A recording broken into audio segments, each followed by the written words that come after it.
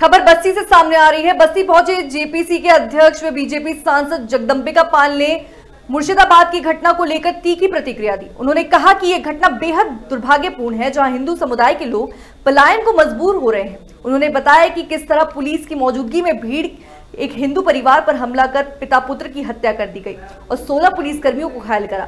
इसके बावजूद राज्य सरकार द्वारा कोई सख्त कदम नहीं उठाया गया, जिससे स्पष्ट होता कि वो राज्य प्रायोजित हिंसा है। जगदंबिका पाल ने कहा कि बांग्लादेशी और रोहिंग्या घुसपैठियों को वोट बैंक बनाकर राज्य सरकार उन्हें संरक्षण दे रही है। उन्होंने ये भी बताया कि हाईकोर्ट को इस मामले में दूसरी बार हस्तक्षेप करना पड़ेगा। इसके अलावा उन्होंने बाबा साहेब भीमराव अम्बेडकर की जयंती के अवसर पर भाजपा द्वारा किए गए सामाजिक कार्यों की सराहना की और कहा कि जिस तरह से पार्टी उनके सिद्धांतों को आगे बढ़ा रही है, उसी तरह दलित व शोषित समाज को एक नई दिशा सम्मान मिल रहा है।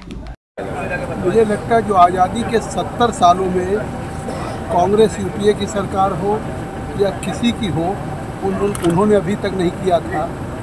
वो काम किया है जब बाबा साहब भीमराव अम्बेडकर के लिए जिस तरह से प्रधानमंत्री मोदी जी ने देश में पार्लियामेंट के पास जिस तरह से बाबा साहब शोध संस्थान बनाने का काम किया और आज पूरे देश में सभी महापुरुषों का था, लेकिन पहली बार उन्होंने बाबा साहब शोध संस्थान बनाया।